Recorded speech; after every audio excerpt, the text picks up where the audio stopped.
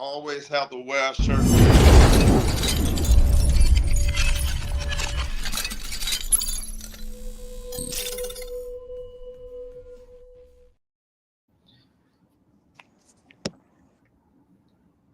السلام عليكم يا جماعة. طبعا اليوم عندنا لايف مع كوتش ريك جورج. How are you, coach? How are you doing? I'm doing well tonight. How are you? I'm all good. It's a pleasure to meet you and have a conversation with you. Most definitely. Same here. So, coach, can you tell the people how your coaching idea started and what challenges you faced until today? And where was your first stop, let's say? My first start was in Europe in Kosovo with a team called KB Castrioti, a team that I played for previously. So they were the ones who gave me a call to help come coach the team and help it survive. The team was in very bad shape. They was placed in the last position in the Super League, and we was able to climb up 2 positions and stay in successfully in the league. So is it your toughest challenge yet, let's say, or? I would definitely say so. Being a rookie coach, coming in at the half of a season, no coaching experience ever, and also no coaching staff support. It was only me. So how was the transition from you being a player to a coach? Oh, getting out of that mold as a player is, I wouldn't say tough, but it's habits that you have to break. And especially being on the sideline where you can't get in between those lines, you know, you have to stay put. You have to understand, certain technicals of the referee's position, what they're looking at, why they're calling at certain positions. Also understanding each and every different individual on your club that you're coaching, and understanding the personalities and bringing them together. So for me, that was a tough task. And I'll say I got comfortable after my 3rd game. That's when I knew I belonged in coaching, after my 3rd game. So did you change any certain habits from you being a player to a coach? Like, for example, if you were cool, like you get frustrated easily as a player, do you get that as a coach or no? You're going to get frustrated as a coach because it's a different realm. You got to try to control 10 people on the court at one time. That's a very, very hard task. You're not just controlling yourself and the 4 other players on the floor, directing them. You're directing your offense and your defense.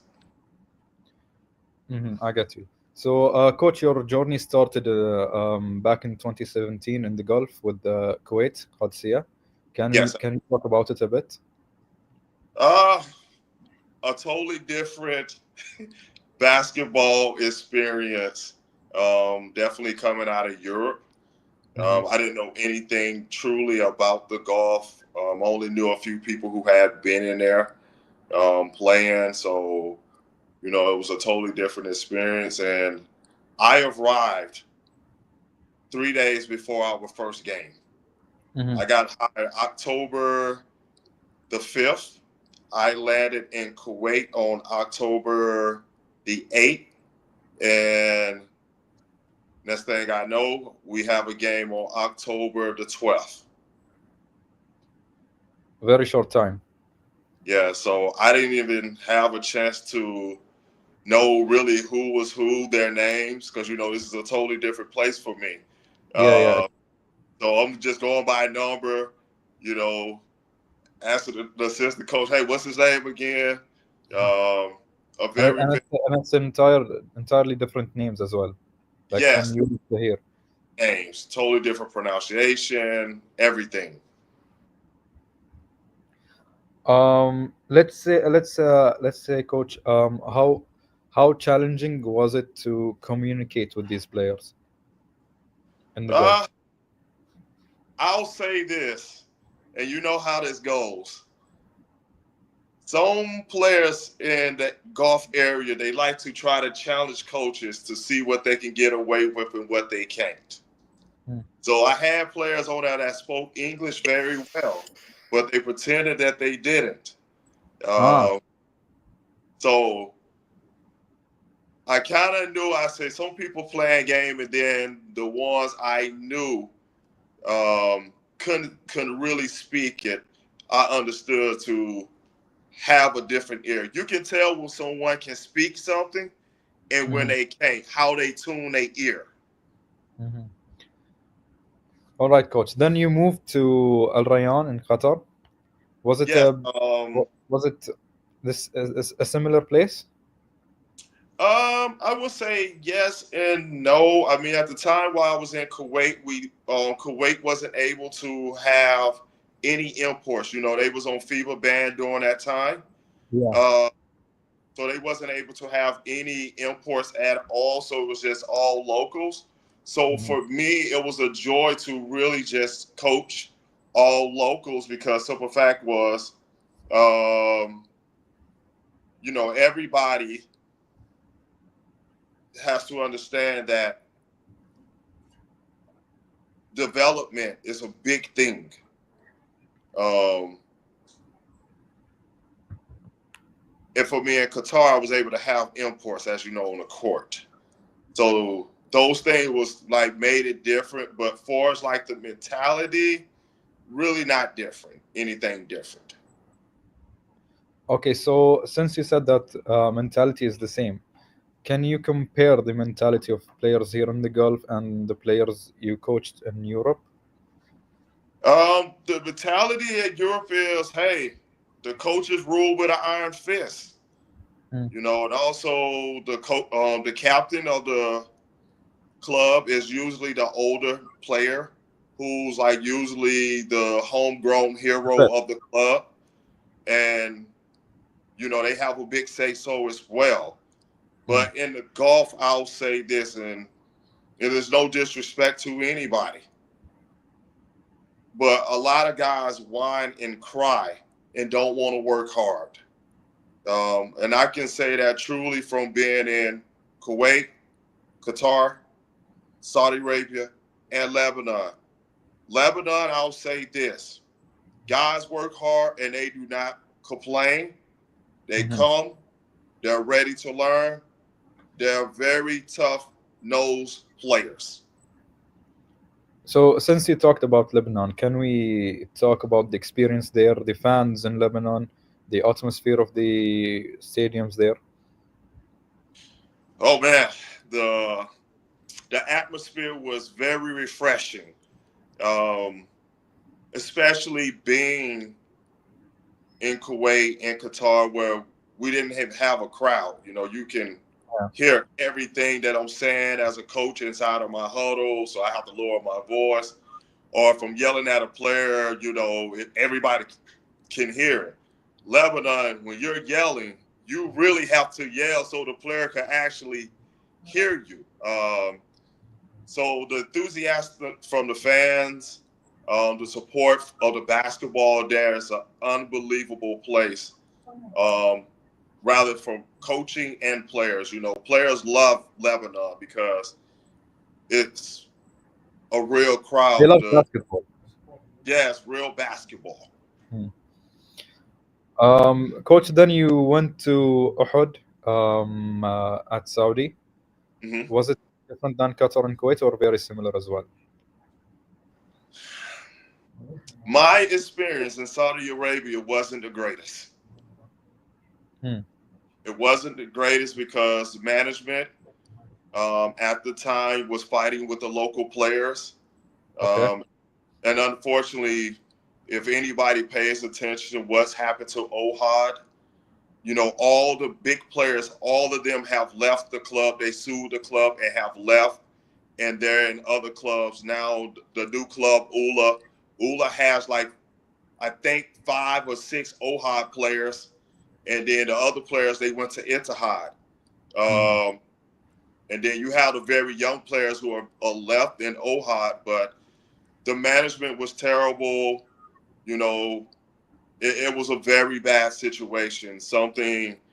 Another two local coaches that know me said if I would have reached out to them before I came, they would have told me everything, and I would have never stepped foot in that.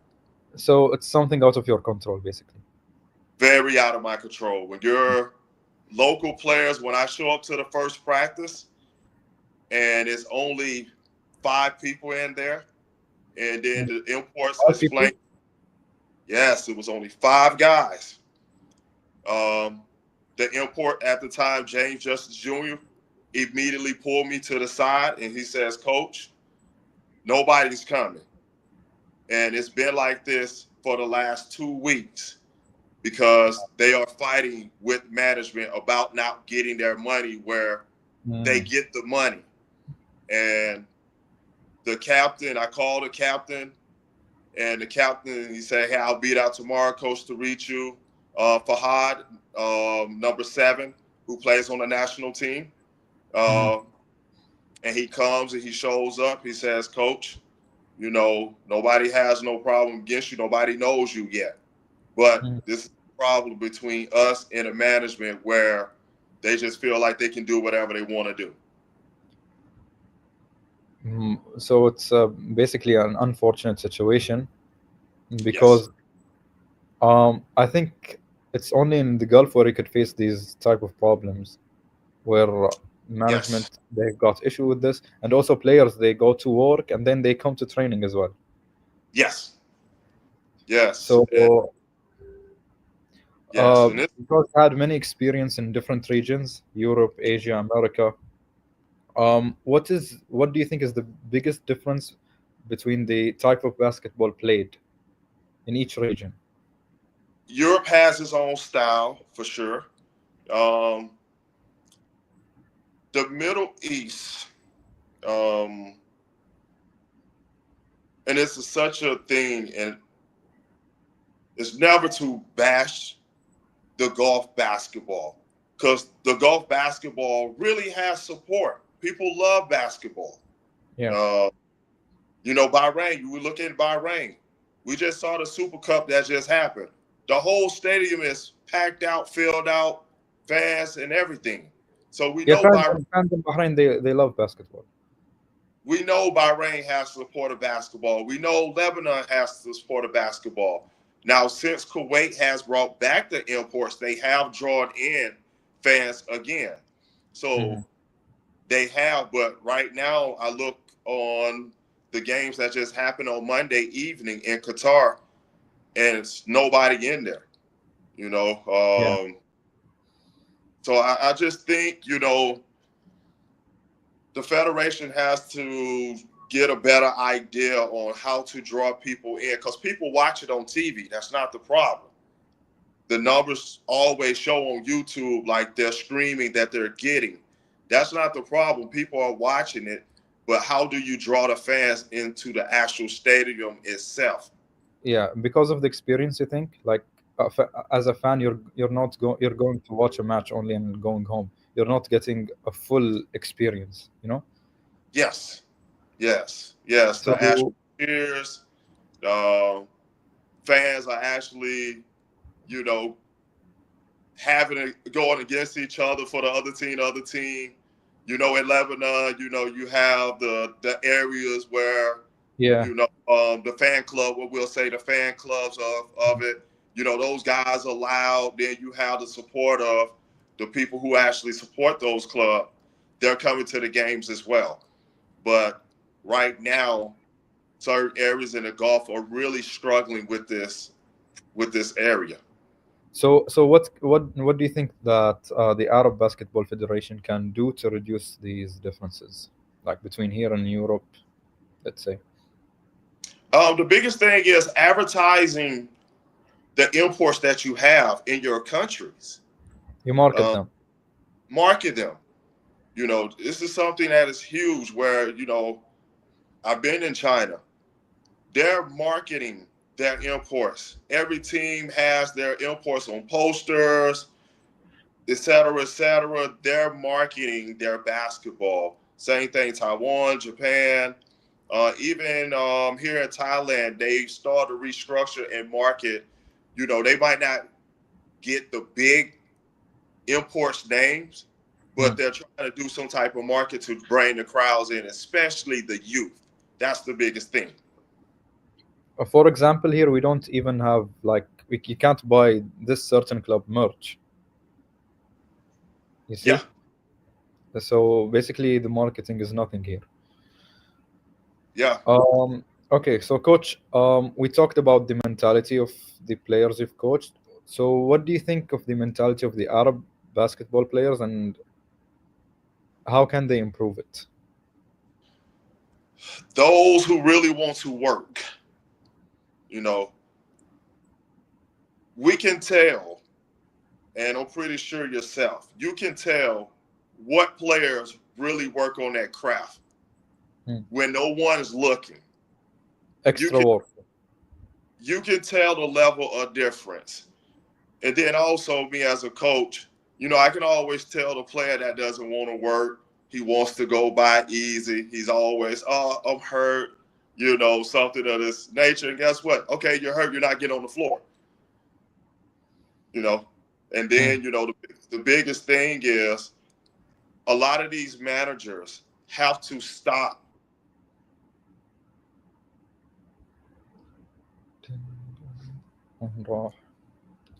Yeah, they have to stop this mentality from happening where some of these players can just run to the managers and the managers just side on these local player sides because the managers kind of don't know what's going on in basketball. So you think that in most situations the manager backs up their players? For sure, 100%. And I experienced that in Kuwait. You know, I got let go at 14-1. Yeah, your face says it all. 14-1. 14-1, and I got dismissed. What do you need more? Say that again. What do they need more? 15-0. And guess who I lost to? I lost to Kuwait Club. Kuwait, yeah, I guessed it. I guessed it. On top of that, I had my most valuable player suspended from the game before, where he tried to go after the referees after fouling out in the game, and I stopped him from fighting the referees. Another player went down with an ACL injury. Another player had like another injury somewhere. So I lost 3 starters within a span of 2 games, because we played Al-Arabi, Jira, and then we had Kuwait Club.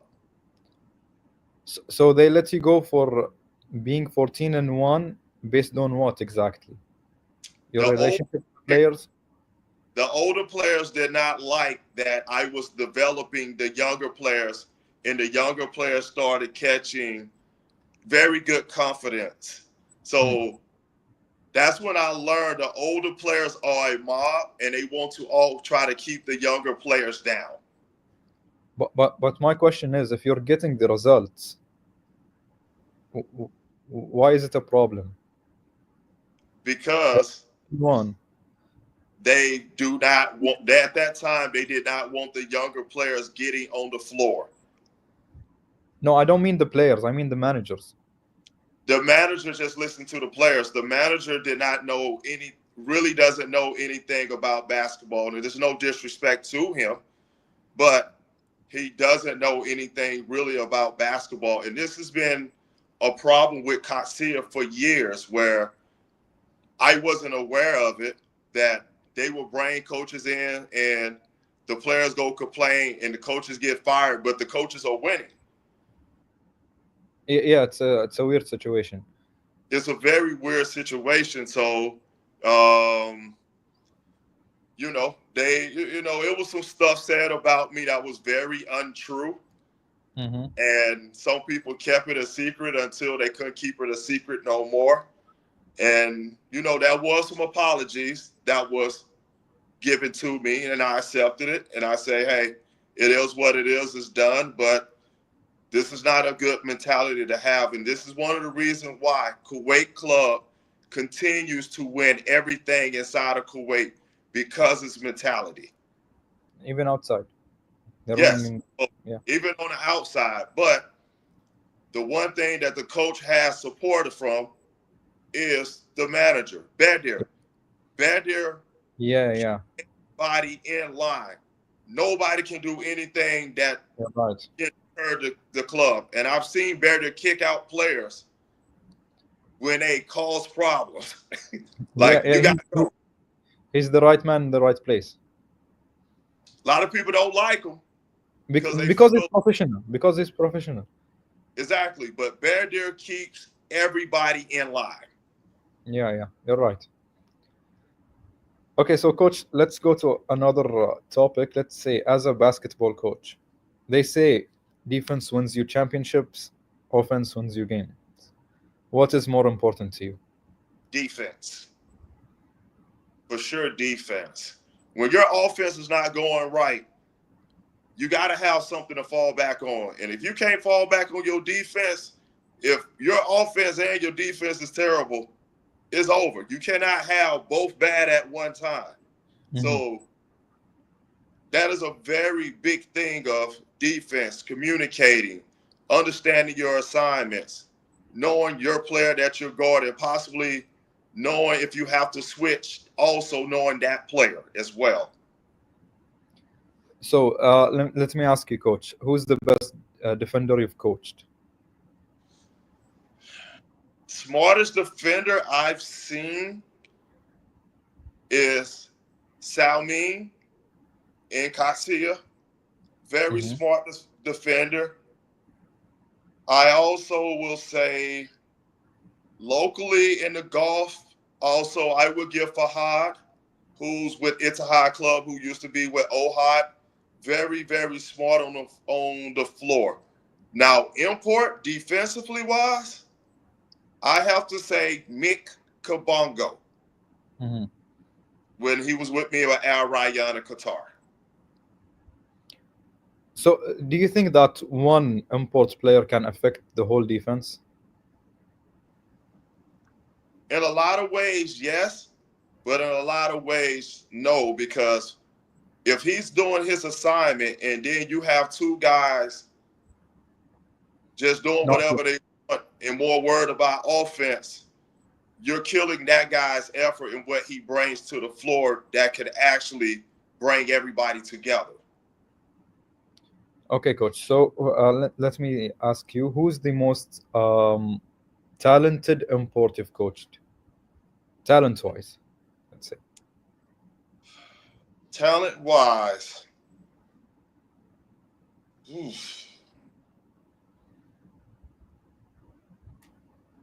I will have to give it. It's a toss-up. It's a very big toss-up. Victor Brunez with me in Biblo's club. A lot of people underestimated how good he really was offensively, what he can do well around. And remember, he recorded a triple-double with me in Biblo's. He almost had two of them. So Victor was very well-rounded, talented guy for us at the guard position. But I'm gonna say Jalil Al-Bassett, when he arrived with me in Al Rayyan. Very talented guard, fast, quick, super athletic, could shoot the ball to get anywhere he wanted on the floor. Okay, let's say right now in the Gulf, who do you think is the most, like, the best one out there? It's not even close. Zach Lofton. It's not even close. New signing. Yeah, it's not even close. Zach Lofton is an NBA player playing overseas. Right now, Zach Lofton should be in the NBA. But unfortunately, little injuries, stuff like that can get you out of the door. As they say, being available is the best availability. Yeah. And not available, next man up. And, the NBA is a big turning. So but Zach is one of the most talented guards. And I'm even going to say this. Outside the NBA, he's a top 5 guard in the international pool. Top 5. And he might be, depending on who you look at, he might be top 3. So he's gonna kill it in this season? He's always killed it. When he's everywhere he's been. When he was with Cosmo Club in Kuwait, he took them to the finals. Mm-hmm. They lost against Kuwait. Again, he comes into Lebanon with Dinamo, tears the league up. You know. I enjoyed him the most at Riyadh, honestly. I'm pretty sure you did. You know. They were dominating everyone. But Zach is an unbelievable talent, a very unbelievable talent. So for me, I think he's by far the best guard in the Gulf. It's not even close. So I'm looking forward to see Zach in the court this year. I think he's going to give a show. I think he's going to give a show. Bahrain is going to be really loaded with talent across the board this season.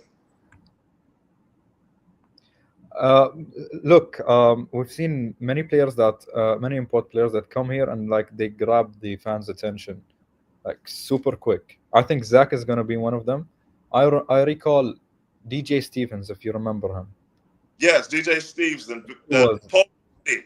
He was dunking all over the place. People were just coming to watch him dunk.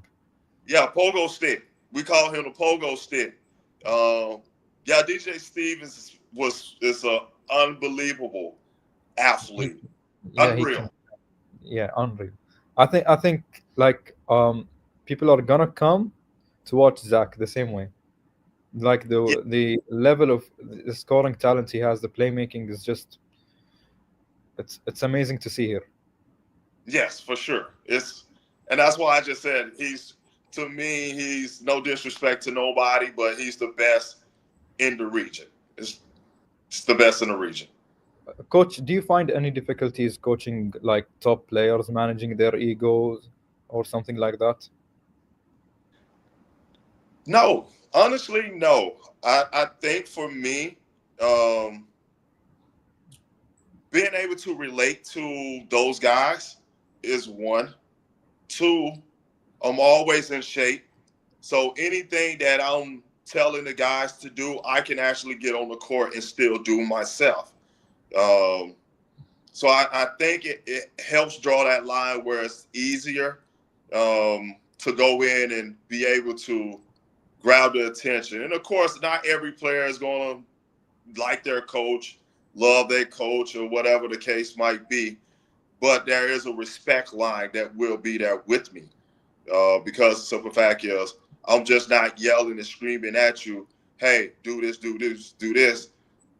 I'm going to get on the court and give you an example, and we're going to break it down together. So, Coach, I think I know the answer for this question, but I'm going to ask it anyways. What is the best Arab league for you? I think it's Lebanon. Is it? For sure. So we're going to say outside of Lebanon, other than Lebanon. Right now, Bahrain is for sure running. I would say it's about to be neck and neck this season. With who? Lebanon and Bahrain going to be neck and neck because of the talent pool that's going to be in Lebanon. That's coming in February, and then the talent pool that's about to start playing next week on the 15th there in Bahrain. And who's the best Arab player for you? Ever? Let's say ever and right now, both. Why not? Right now, I know everybody has YL. Yeah. Everybody has YL. And rightfully so. They have a right to say YL is up that guy.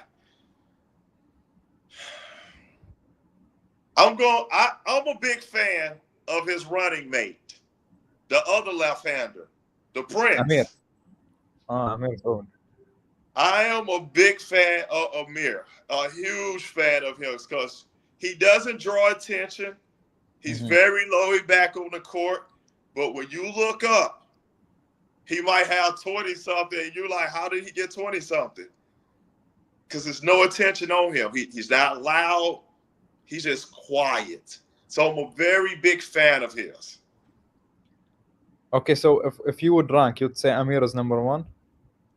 I will, if I'm ranking throughout the golf. Yeah. I'm going to go. I'm never going to leave the big fella out of there. Haida Hadar, Beirut Club. He's a force to be reckoned with. I'm never leaving him out of there. So I got to show love to the big fella. YL is definitely in there. You heard my other guy. Mustafa, the Bahrain point guard. Yeah. He's there. He's in that conversation. He's up there, yeah. He's in that conversation. And he's only 22. Bingo. He's in that conversation. And I'm gonna, for my fifth,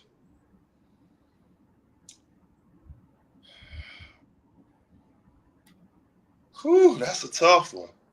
I'm gonna go with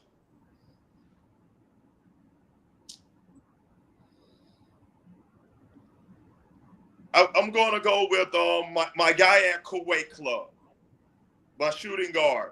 He called himself the Fresh Prince on Instagram. He has the brother. Yeah. Oh my gosh. He's got Hamid. Adnan. Yeah. I'm gonna put him in there because he's always delivering.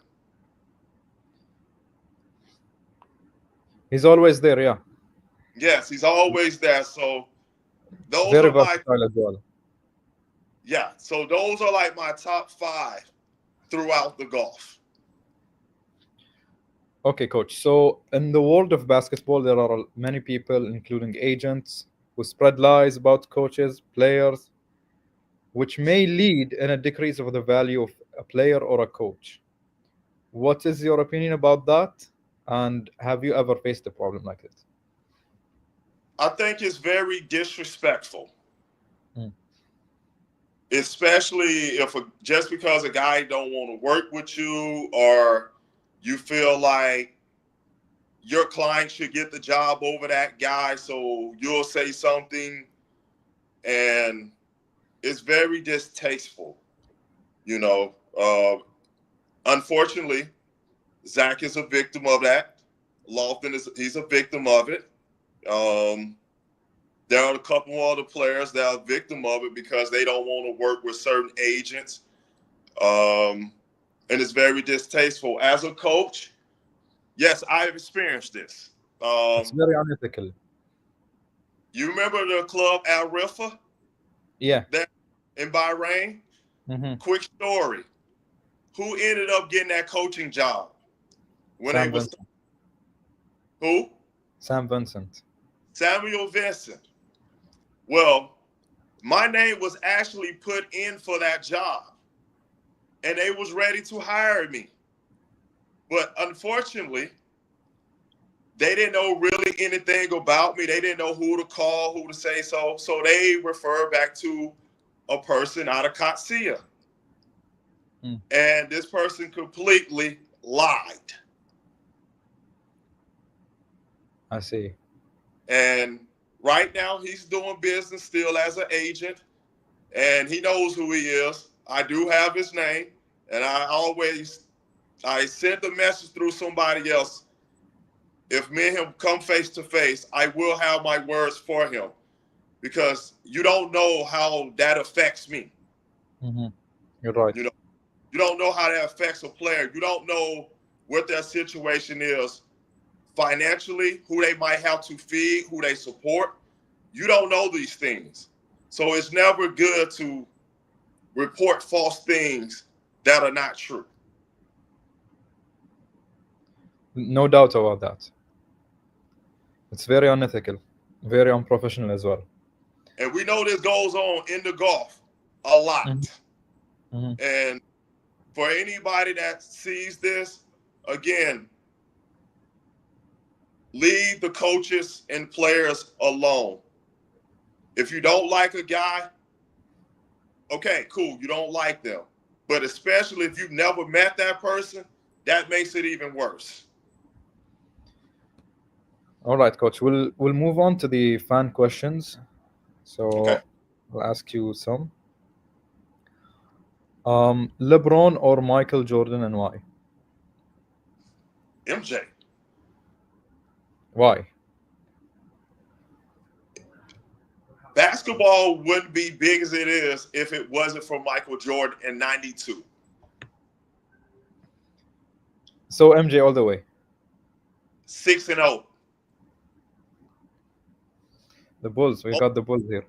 Look. Only player who's won MVP the same season, Defensive Player of the Year in the same season. He's the only one to ever do it. No one like Mike. No one like Mike. But yeah. LeBron is a different animal. He's nothing like we've ever seen before. Definitely a fan of his, of what he's been able to do for the game as well. So people can't overlook the things that LeBron has done for the game of basketball also. But when it comes down to it, I grew up on Mike. Mike is what made me fall in love with the game of basketball. By the way, Sir Dominic Johnson asked you that question. Hey, Sir Dominic is a very special player as well. He can do very different things on the court. He can run the point guard. He can score. He can post. So Sir Dominic has some very great skills and attributes on the court. The second question, Coach, is what is the relationship between you and Zach? The relationship is I'm the big uncle. We will say that. I'm the big uncle to a lot of these guys in the international world in basketball. And they know I'm going to give them the best advice possible of what they need to do on the court and off the court. So for me and Zach, we connect well on a lot of things because he knows I'm not going to hold back on anything that's happening. All right. And a third question is, have you ever seen the movie State Property before? Yes. You know who asked that?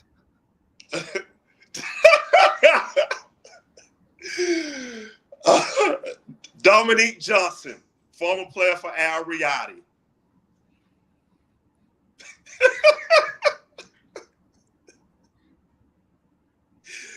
Yeah, me and him gonna have a nice talk when I get off this.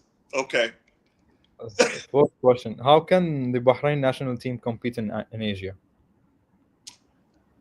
Whew. Okay.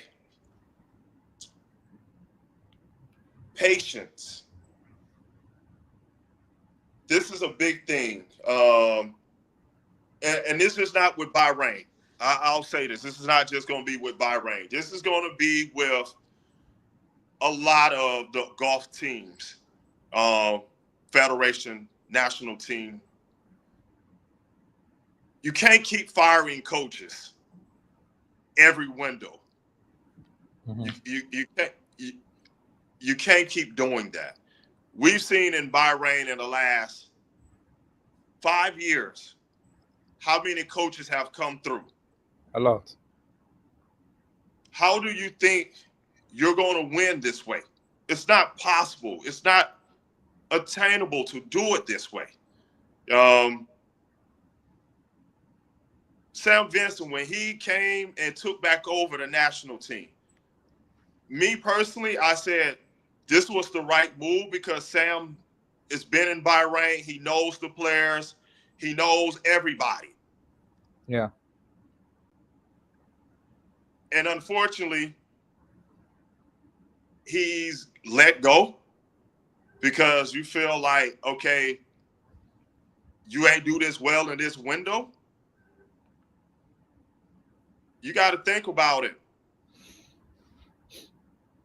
You're not going to always have the greatest window. You're not. And it takes time to establish a team. It takes super time. Right now with Jod being there now with the national team, I hope they have patience for him to really establish the connection overall with the national team, at least for 2 years. Not just this year when it comes February, and if they don't achieve what they want to achieve, now you're like, hey, you got to go. Mm. It doesn't work this way. And this is why when you look at the powerhouses of the world,